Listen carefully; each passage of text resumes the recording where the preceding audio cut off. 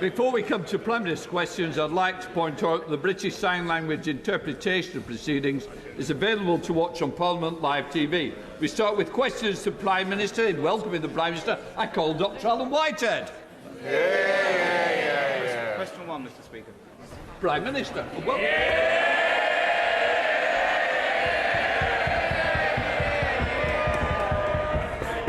Mr Speaker, can I just say, don't damage the furniture. Cheer him by all means, but don't damage. Come on. Mr Speaker, this morning I had meetings with ministerial colleagues and others. In addition to my duties in this House, I shall have further such meetings later today. I'd like to congratulate the Prime Minister on his new post and indeed as being the first Prime Minister of a South Asian heritage, which will be a cause of great pride among many of my constituents. I also have some pride in welcoming a fellow Saints Southampton supporter into number 10. During his prime ministerial campaigns, the last prime ministerial campaign he ran, he pledged to prohibit any development of onshore wind, which is now the cheapest form of power available to us in the country. Now he is Prime Minister. Will he change his mind on that point? Prime Minister. Well, Mr Speaker, I thank the honourable gentleman for his kind words and look forward to seeing him at St Mary's, although I know my friend, the Leader of the House, may have something to say about our love of Saints. Look, when it comes to energy policy, I stick by what we said in our manifesto, Mr Speaker. The important thing is, though, to focus on our long-term energy security. That means more renewables, more offshore wind and indeed more nuclear. That's what this government will deliver. I'm surprised, Mr Speaker, to be asking a question, and I know you're shocked, Mr Speaker, too, because I know that you, like many people, thought I would have already been offered a ministerial post.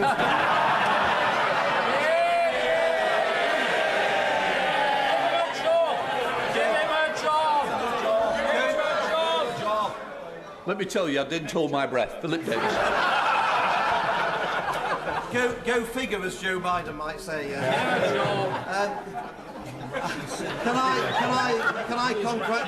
I congratulate my right honourable friend on becoming Prime Minister? He's absolutely the right person for the job, and I wish him every success in post. And as he knows, he's got my full support.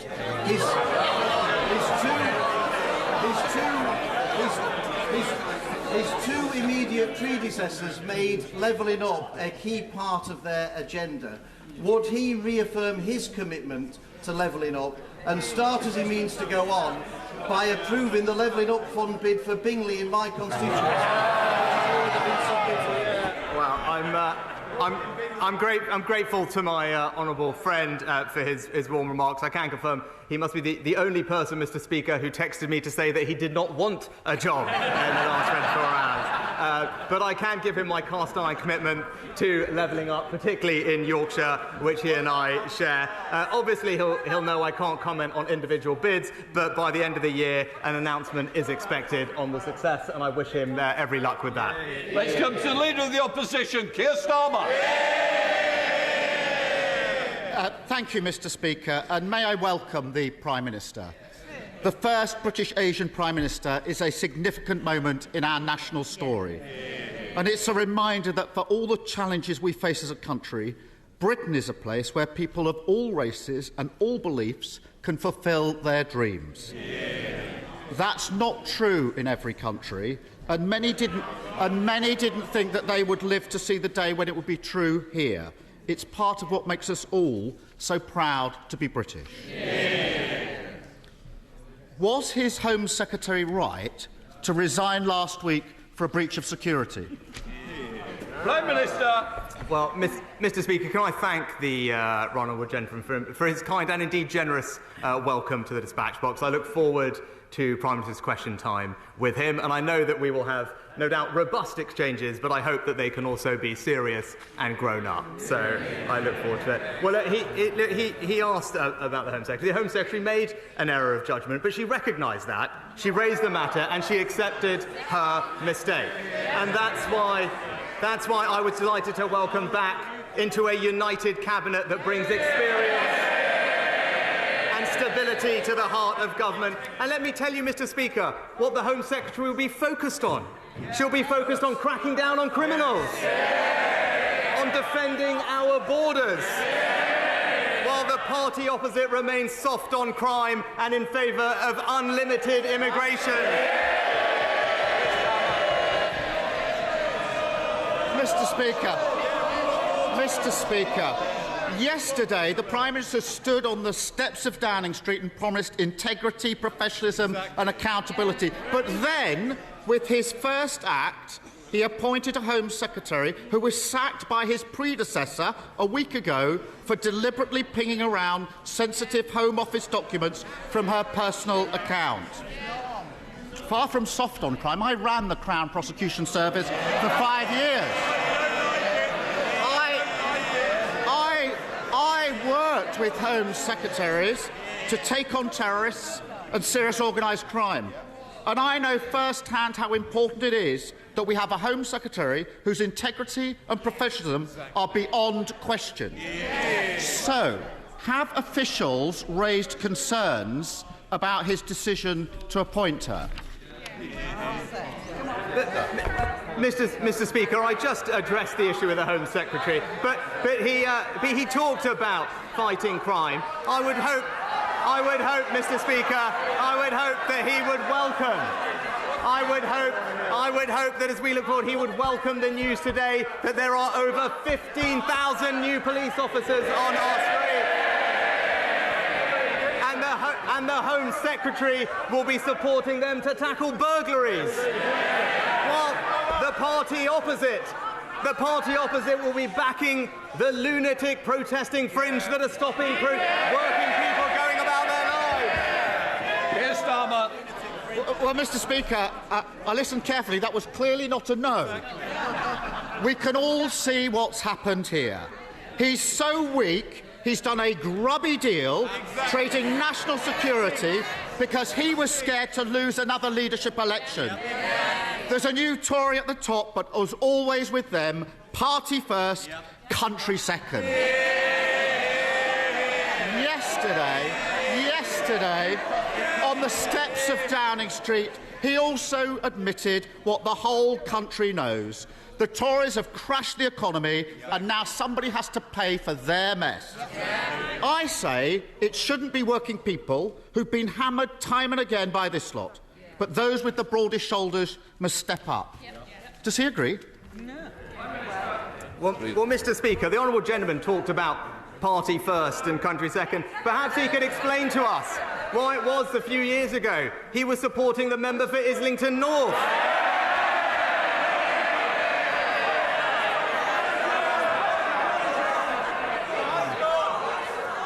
Mr. Speaker, my record is clear.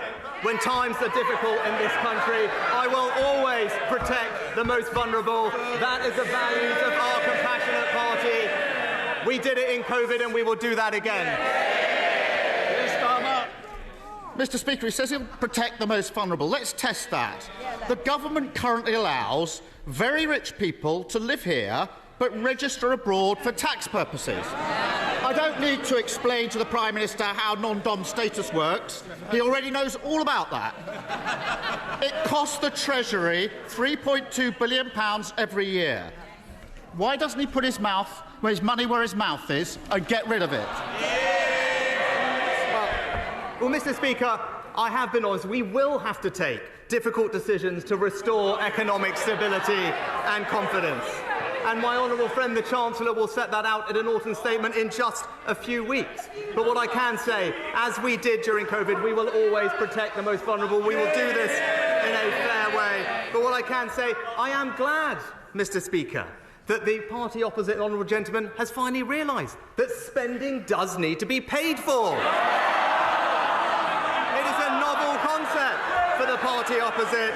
This government is going to restore economic stability, and we will do it in a fair and compassionate way. Starmer. I know he's been away for a few weeks, but he should have listened to what's been going on the last 2. But anyway, I have to say, I'm surprised he's still defending non-dom status. He pretends he's on the side of working people, but in private he says something very different. Over the summer, he was secretly recorded at a garden party in Tunbridge Wells, boasting to a group of Tory members that he personally moved money away from deprived areas to wealthy places instead. Rather than apologise or pretend that he meant something else, why doesn't he now do the right thing and undo the changes that he made to those funding formulas? Well, Mr. Speaker, I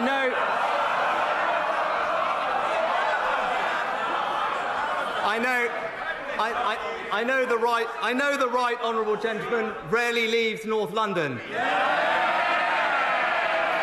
But if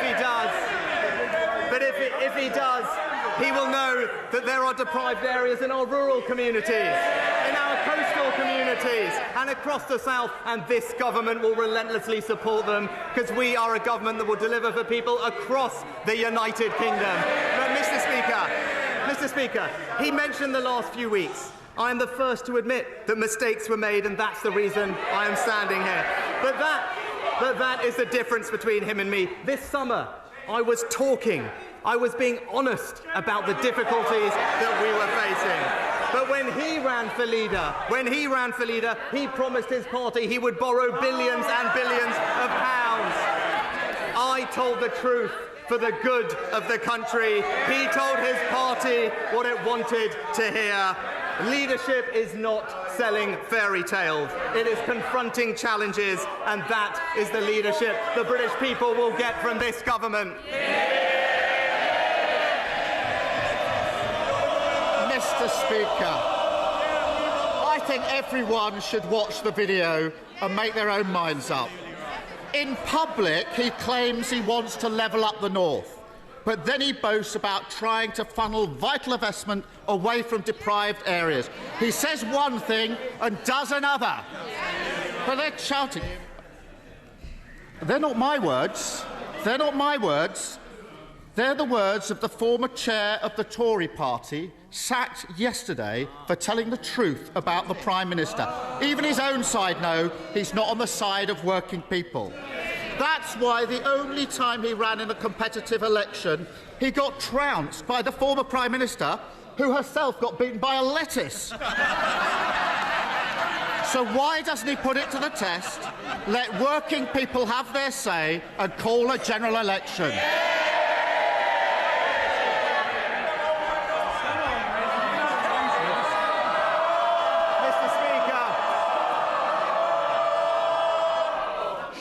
Well, it'll take a long time to get through this paper if we carry on like this, Prime Minister. Mr. Speaker, he talks about mandates, about votes, about elections. It's a bit rich coming from the person who tried to overturn the biggest democratic vote in our country's history.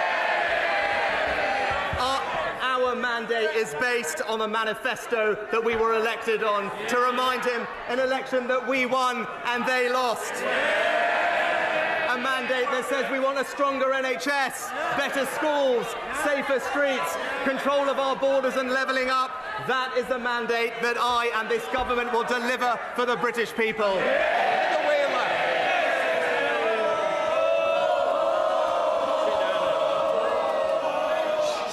Heather's not even asked her a question. You want more? Come on, Heather. Thank you very much, Mr. Speaker. I'd like to congratulate my right honourable friend, our new Prime Minister, and also to thank our previous Prime Minister for the straightforward way she has handled her resignation, and I wish her and her family well for the future. Would my right honourable friend please use this, his first appearance of the dispatch box, to make it clear to the British Medical Council and the British Dental Association that, as well as training, more training spaces opening up, that they must allow new doctors and dentists to work in the UK so that the good people of South Derbyshire can get treatment on the NHS? Well, I thank my honourable friend for her question. She's absolutely right. I'm pleased that there are 3,500 more doctors and over 9,000 more nurses working this year than last. But she's right, and we are working to simplify the registration for dentists in particular that are not trained here to practice here, and that's how we'll help deliver a long-term workforce plan for the NHS and ensure everyone can get the care they need. Let's come to the leader of the SNP, Ian Blackford. Thank you, Mr. Speaker, and I congratulate the new Prime Minister on becoming the first British Asian to hold the office. The significance and the symbolism of this achievement is to be warmly welcomed by everyone. Mr. Speaker, yesterday on the steps of Downing Street, the new Prime Minister promised to bring, and I quote, "compassion to the challenges that we face today." So, on his first full day in the job, let's put that to the test. A winter of uncertainty is coming, and next April will see a cliff-edge moment. Millions face a double whammy as the energy price guarantee is cut off, while households are hit by austerity 2.0 and a real terms cut to social security benefits that many rely on to survive. If people are actually to trust the new Prime Minister's words about compassion, will he today reassure people and guarantee that benefits will rise in line with inflation in his upcoming budget? Well, Mr. Speaker, I thank the right honourable gentleman for his, again, kind remarks. And what I can tell him is my record on this is clear. Through the difficult times that we faced in this country through COVID, I always acted in a way to protect the most vulnerable. That's because it is the right thing to do, and those are the values of our compassionate party. And I can absolutely reassure him and give him that commitment that we will continue to act like that in the weeks ahead. Ian Blackford. Well, Mr. Speaker, let's test that, because as Chancellor, the Prime Minister slashed universal credit and presided over the worst levels. Well, you know, for the hard of hearing on the Tory side, I might remind them that universal credit was cut by £20 a week and presided over the worst levels of poverty in North West Europe. So I hope that he has learned from his mistakes and guarantees that benefits will rise in line with inflation. But speaking of mistakes, yesterday the Prime Minister appointed a Home Secretary who was forced to resign only last week for breaching the ministerial code, and who boasted that she dreamed of sending vulnerable asylum seekers to Rwanda. We all know why he appointed her: a sleazy backroom deal to shore up his own position. Far from being a fresh start, this is a return to the sleaze and scandal and ghosts of cabinets past. The Prime Minister promised to govern with integrity and humility. So if he has an ounce of either, will he admit his mistake and sack the Home Secretary without the delay? Mr. Speaker, I was pleased to actually have a call last night with the First Minister of Scotland. It was important that I spoke to her on my first day in office, because I wanted to express my desire to work constructively with the Scottish Government so that we can work together to deliver for the people of Scotland, and that is what I plan to do. And indeed, I hope crime is one of the things that we can collaborate on, because he will know that violent crime is rising in Scotland and police numbers are falling. Whereas here, we are increasing police numbers, Mr. Speaker. But I look forward to working with the Scottish Government on our shared challenges, because I believe in a strong, united kingdom. Dr. Andrew Morris. Mr. Speaker, what a pleasure it was to welcome the Prime Minister to my constituency in the summer. He will know one of the burning issues in my constituency is the proposed waste incinerator at Westbury. With the government rightly reviewing its air quality targets, can I ask my right honourable friend to signal his intent to continue promoting public health, net zero and the environment by placing a moratorium on any more unwanted, unnecessary, toxic waste burners. Prime Minister.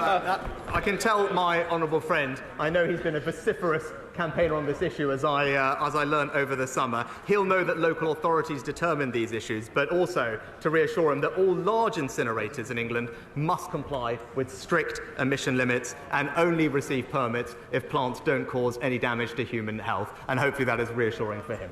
Caroline Lucas. Thank you very much, Mr. Speaker. The Prime Minister's reckless predecessor took a wrecking ball to nature, prompting millions of members of the RSPB, the National Trust and the Wildlife Trust to rise up in opposition.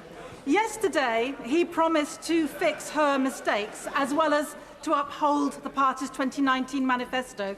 So if he is a man of his word, will he start by reversing the green light she gave to fracking, since it's categorically not been shown to be safe, and instead maintain the moratorium that was pledged in that very manifesto that he has promised to uphold? Well, I've already said I stand by the manifesto on that. But what I would say is that I'm proud that this government has passed the landmark Environment Act, putting more protection for the natural environment than we've ever had, with a clear plan to deliver. And I can give the Honourable Lady my commitment that we will deliver on all those ambitions. We will deliver on what we said at COP, because we care deeply about passing our children an environment in better state than we found it ourselves. Thank you, Mr. Speaker. I too would like to welcome the Prime Minister to his place. Farmers in my constituency of Clwyd South are delighted that after 20 years they are once more able to sell Welsh lamb to the US market. Would the Prime Minister comment on the size and prospects of this market for our world-beating Welsh lamb?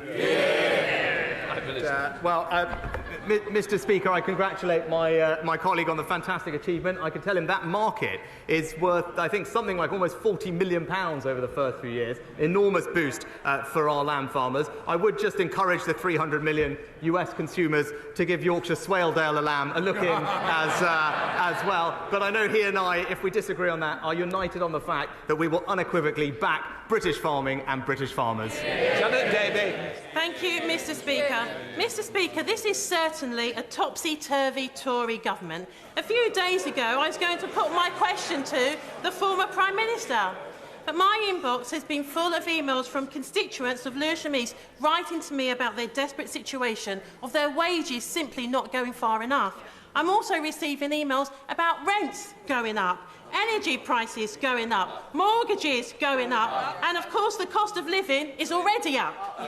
This week, my constituents are writing to me demanding a general election, and I absolutely agree with them. So can the Prime Minister tell me and my constituents when there will be a general election? Mr. Speaker, we've already addressed that, but I would say, as I said in the summer, I said inflation is indeed the enemy. It makes everyone poorer, it erodes savings, and that's why it will be a priority of our government to grip and reduce inflation and provide support to those who need it, as we do. Thank you, Mr. Speaker. This autumn, I'm launching my campaign to extend the Chilterns area of natural beauty across thousands of acres of scenic beauty, chalk streams and valuable habitats that happen to surround the wonderful town of Hitchin in my constituency. Would the Prime Minister join me in celebrating areas protected by AONB status and indeed support my campaign to potentially extend them in rural Hertfordshire? Well, I thank my honourable friend, because I know this is a matter of great importance to him and his constituents, and he's right to highlight the benefit that natural parks and AONBs can bring to our lives and our well-being. I understand, actually, that Natural England is considering an extension of the Chilterns area of outstanding natural beauty, and I know my honourable friend will be vigorously taking up his campaign with them. Richard Bargall. Thank you, Mr. Speaker, and I welcome the Prime Minister to his place. A nurse would have to work over 20,000 years in order to match the vast wealth of this Prime Minister. The Prime Minister knows only too well that the super-rich could easily afford to pay more in taxes. So rather than announce a new wave of cuts and austerity, wouldn't it be fairer for the Prime Minister to introduce wealth taxes on the very richest in our society? Well, Mr. Speaker, we will always support our hard-working nurses, and that's why, as Chancellor, we reintroduced the nurses' bursary and provided more training and introduced actually very strong pay increases. But as I committed to previously, as we approach the difficult decisions that confront us, we will do so in a way that is fair and is compassionate, because those are our values, and that's what we will deliver. Thank you, Mr. Speaker. I welcome my right honourable friend's determination to be straight with people about the challenges we face as a country. Last week, the Care Quality Commission State of Care report on state of care in England showed our health system in gridlock. And I hear the same from my constituents, struggling to see a GP or waiting for treatment. So can I urge him to make unblocking the NHS a priority for him and his Health Secretary? My honourable friend knows this subject obviously very well from her own experience, and I thank her for the work she did previously in the department. She's absolutely right about the challenge that confronts us. It's why we've put billions of pounds into busting the backlogs and the elective recovery fund, and are delivering funding and staffing to do that. But I look forward to working with her to deliver what we said in our manifesto, and that is a far stronger NHS. Alan Smith. Thank you, Mr. Speaker. I'd add my own congratulations to the Prime Minister on his appointment. We might not agree on everything, but I think we can all agree a more diverse politics can only be to the good. Now, we in these benches believe that Scotland's best future is independence in Europe.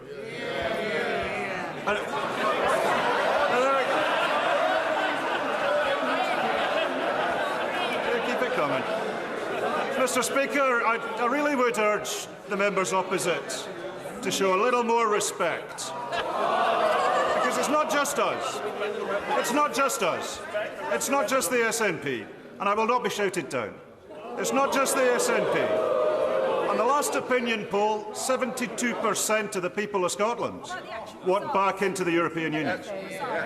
So if the Prime Minister is to maintain any credibility in the eyes of the people of Scotland, how long does he think he can deny Scotland's democracy? Prime Minister. Mr. Speaker, I thank the honourable gentleman for his kind words. I mean, he talked about respect. I would gently urge him to respect the result of the referendum we had on this topic. But whilst we will disagree on that issue, I can tell him that I do remain committed to working constructively in partnership with the Scottish Government to deliver for the people of Scotland. Thank you, Mr. Speaker. Last week I visited worried Year 3 and 6 pupils to hear their suggestions to tackle road safety, following a number of serious road accidents outside Boothroyd Academy in Dewsbury. They suggested the council should do more to help, that their parents should walk them to school to reduce traffic, and that commuters should slow down. Would my right honourable friend agree with me and with them that we all have a part to play in ensuring road safety outside our schools? Can I say to my honourable friend, I think it's fantastic that he's engaging with his younger constituents at Boothroyd Academy on such an important issue, and I know they will welcome his commitment to supporting them. And I agree with him. There are various things we can do. There's an updated highway code which strengthens pedestrian access. Local authorities can introduce lower speed limits, and we're increasing the number of school streets which restrict motorised traffic at busy times. And I look forward to hearing progress on this issue from him. Stephen Kinnock. Thank you, Mr. Speaker. Yesterday, the Prime Minister stood on the steps of Downing Street and said that he wanted to restore trust.